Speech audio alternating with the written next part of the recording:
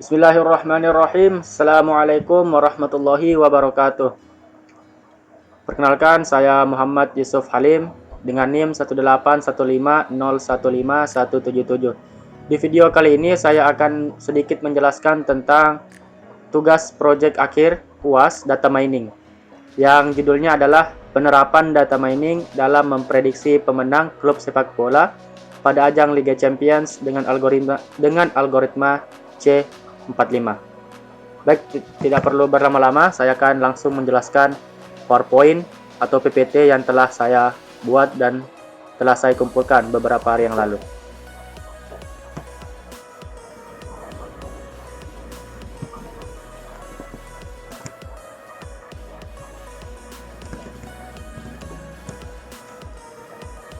Baik, seperti yang sudah saya jelaskan tadi bahwa judul project UAS yang telah saya angkat adalah penerapan data mining dalam memprediksi pemenang klub sepak bola pada ajang Liga Champions dengan algoritma C45. Pertama-tama, apa yang kita ketahui tentang UEFA Champions League. Jadi ini adalah salah satu ajang sepak bola terbesar di kancah Eropa.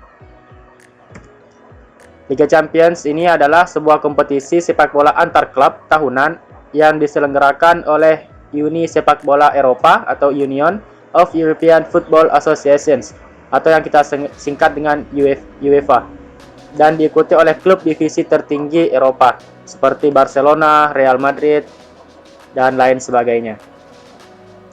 Kompetisi ini merupakan salah satu turnamen paling bergengsi di dunia tentu saja, dan kompetisi antar klub paling bergengsi di sepak bola Eropa yang hanya diikuti oleh juara Liga Nasional dan juga juara kedua untuk beberapa negara dari setiap asosiasi nasional anggota UEFA. Final Liga Champions UEFA adalah acara yang paling banyak ditonton di seluruh dunia setiap tahunnya, khusus untuk klub sepak bola. Lalu kita akan membuat prediksi bagaimana kita akan menentukan siapa sih yang akan memenangkan Liga Champions ini, ya, dengan menggunakan algoritma C45.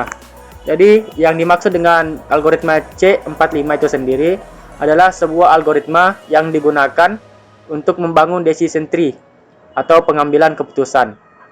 Algoritma C45 adalah salah satu algoritma induksi pohon keputusan, yaitu ID3 atau yang kepanjangannya adalah Iterative Dichotomizer Tree.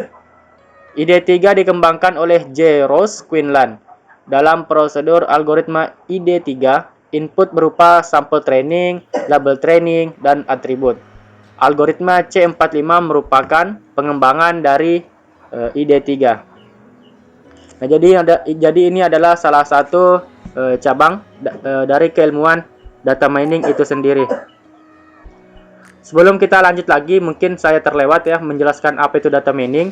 Jadi data mining merupakan proses penggalian dan pertambangan pengetahuan dari sejumlah data besar atau database atau repositori database lainnya. Jadi secara singkat, data mining adalah sangat identik dengan menambang data. Tujuan utama dari penambangan data ini untuk menemukan pengetahuan baru yang tersembunyi dari database tersebut. Jadi kita dapat mengambil data-data yang berada di database dengan menggunakan data mining. Jadi ini adalah yang kita pelajari dari data mining itu sendiri. Lalu pekerjaan yang berkaitan dengan data mining dapat dibagi menjadi 4 kelompok, yaitu model prediksi atau prediction modeling, analisis kelompok atau cluster analysis, analisis asosiasi atau association analysis, dan deteksi anomali, yaitu anomaly detection. Jadi model prediksi yang pertama adalah yang berkaitan dengan pembuatan sebuah model yang dapat melakukan pemetaan dari setiap himpunan variabel ke setiap targetnya. Kemudian menggunakan model tersebut untuk memberikan nilai target pada himpunan baru yang telah didapat. Itu yang pertama. Lalu yang kedua adalah analisis kelompok, yaitu melakukan pengelompokan data-data dalam sejumlah kelompok cluster berdasarkan kesamaan karakteristik masing-masing data pada kelompok-kelompok yang ada. Dan yang ketiga ada analisis asosiasi. Analisis asosiasi ini sendiri digunakan untuk menemukan pola yang menggambarkan kekuatan hubungan fitur dalam data. Nah, itu singkatnya. Dan yang keempat atau yang terakhir adalah deteksi anomali. Deteksi anomali itu sendiri berkaitan dengan pengamatan sebuah data dari sejumlah data yang secara signifikan mempunyai karakteristik yang berbeda dari sisa data yang lain. Nah, jadi secara kesimpulan atau secara singkatnya yang sudah saya jelaskan tadi itu adalah data mining. Dan algoritma C45 ini adalah salah satu cabang keilmuan dari data mining itu sendiri. Lalu selanjutnya ini adalah pohon decision yang sudah saya jelaskan tadi. Nah, itu bisa dibaca di bagian baris kedua untuk membangun decision tree. Nah, ini adalah contoh dari penggunaan decision tree atau yang bahasa Indonesianya adalah pohon keputusan ya. Jadi pohon keputusan adalah model prediksi menggunakan struktur pohon tentunya atau struktur berhierarki. Contoh dari pohon keputusan dapat dilihat pada gambar di samping. Nah, ada tulisan age, student, yes, credit rating, dan seterusnya. Nah, bisa diperhatikan, fokus. Di sini setiap percabangan yang menyatakan kondisi yang harus dipenuhi dan tiap ujung pohon menyatakan kelas data. Contoh di gambar slide sebelumnya adalah identifikasi pembeli komputer dari pohon keputusan tersebut. Diketahui bahwa salah satu kelompok yang potensial memberi komputer adalah orang yang berusia di bawah 30 tahun dan juga pelajar. Nah, jadi untuk membeli sebuah komputer adalah masih pelajar dan berusia di bawah 30 tahun, maka akan dilihat lagi, diprediksi lagi. Setelah sebuah pohon keputusan dibangun, maka dapat digunakan untuk mengklasifikasikan record yang belum ada kelasnya. Dimulai dari node root, menggunakan tes terhadap atribut dari record yang belum ada kelasnya tersebut. Lalu mengikuti cabang yang sesuai dengan hasil dari tes tersebut, yang akan membawa kepada internal node atau node yang memiliki satu cabang masuk dan dua atau lebih cabang yang keluar. Nah, dengan cara harus melakukan tes lagi terhadap atribut atau node daunnya. Record yang kelasnya tidak diketahui kemudian diberikan kelas yang sesuai dengan kelas yang ada pada node daun. Nah, pada pohon keputusan, setiap simpul daun menandai label kelas. Proses dalam keputusan yaitu mengubah bentuk data atau tabel menjadi model pohon tree. Kemudian mengubah model pohon tersebut menjadi aturan rule. Jadi sebuah pohon ini akan berubah menjadi sebuah aturan atau rule yang akan digunakan pada keputusan selanjutnya. Lalu sesuai dengan judul awal tadi, apa sih yang menjadi variabel atau bahan atau data yang kita gunakan untuk memprediksi pemenang klub sepak bola pada ajang Liga Champion? Nah, ada 5 data yang kita gunakan untuk memprediksi hal tersebut. Yang pertama adalah kualitas pemain, yang kedua adalah umur pemain, dan yang ketiga adalah kualitas pelatih, pengalaman pelatih, dan yang keempat adalah finansial dari sebuah klub, dan yang kelima adalah rekor banyaknya prestasi yang telah diraih pada suatu klub. Nah,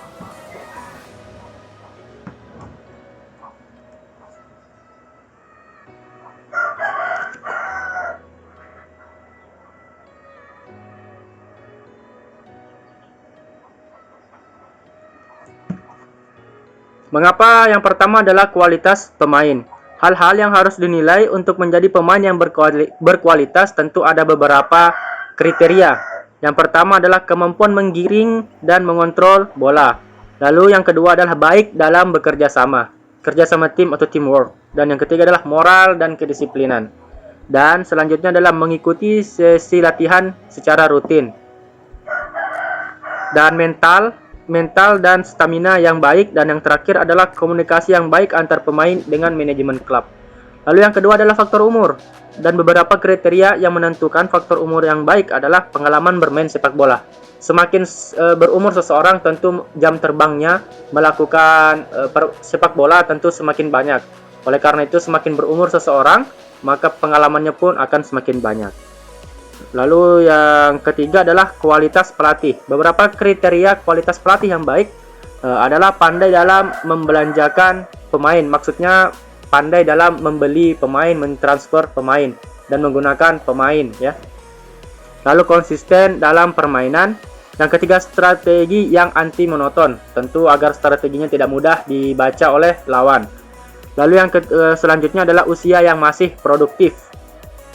Lalu bertanggung jawab apabila tim sering mengalami kekalahan, tegas dalam melatih, dan yang terakhir adalah hubungan yang baik dengan manajemen klub tentunya. Selanjutnya adalah faktor finansial, yaitu kekayaan klub, gaji pemain yang melimpah. Maksudnya cukup untuk menggaji pemain bintang contohnya. Lalu mempunyai banyak pemain dengan transfer yang value tinggi. Semakin mahal pemain, maka tentunya pemain tersebut adalah pemain yang semakin berkualitas. Lalu tempat latihan yang nyaman, stadium kandang yang berkelas tinggi, serta fasilitas pemain yang memukau. Dan yang terakhir adalah rekor banyaknya prestasi, yaitu trofi yang banyak, jumlah trofi yang banyak, lalu banyak melahirkan pemain-pemain legenda ya. Lalu prestasi bagus yang turun-temurun setiap tahunnya, selalu berada di urutan teratas di setiap liga yang mereka ikuti, lalu konsisten mengikuti ajang kompetisi Liga Champions setiap tahunnya. Dan yang terakhir adalah faktor fans atau banyaknya penggemar. Karena kalau kita main laga kandang, tentunya semakin banyak fans yang main, nah itu semakin semangat pemain bola untuk melakukan pertandingan. Nah, ini adalah beberapa hal yang menjadi faktor-faktor kemenangan suatu klub yang kita gunakan dalam prediksi untuk memprediksi pemenang klub sepak bola pada ajang Liga Champions dengan menggunakan algoritma C45. Lalu yang bisa yang kita mengambil kesimpulan atau conclusionnya dari uraian pada laporan yang sudah saya kumpulkan juga, yang sudah dibahas sebelumnya, dapat ditarik kesimpulan bahwa yang pertama, hasil dari pengolahan data mining dengan algoritma C45 untuk mengidentifikasi kriteria-kriteria kemenangan klub dalam kompetisi Liga Champions adalah manajemen finansial klub, lalu dan umur rata-rata para pemain sepak bola klub tersebut. Lalu yang kedua adalah sistem ini membantu bagi penggunanya. Adapun keuntungan yang dapat diambil dengan adanya sistem yang baru ini adalah memprediksi pertandingan sepak bola lebih akurat dengan data-data yang ada. Dapat lebih menghemat waktu dalam memprediksi pertandingan sepak bola yang akan bertanding dan mengetahui hasil pertandingan sepak bola tersebut. Algoritma C45 ini juga dengan metode pohon keputusan dapat memberikan informasi prediksi untuk menggambarkan proses yang terkait dengan prediksi klub sepak bola yang meraih kemenangan. Nah, jadi demikianlah penjelasan singkat tentang data mining algoritma C45 yang tentunya secara lebih detail dan lengkapnya sudah saya tuliskan pada sebuah laporan yang sudah saya kumpulkan di link pengumpulan tugas beberapa hari yang lalu. Oke, demikian. Mohon maaf apabila masih banyak kekurangan. Semoga teman-teman sekalian bisa mengambil ilmu atau sedikit wawasan dari apa yang telah saya sampaikan. Sekali lagi, saya Muhammad Yusuf Halim dengan NIM 18150151777. Terima kasih. Wassalamualaikum warahmatullahi wabarakatuh.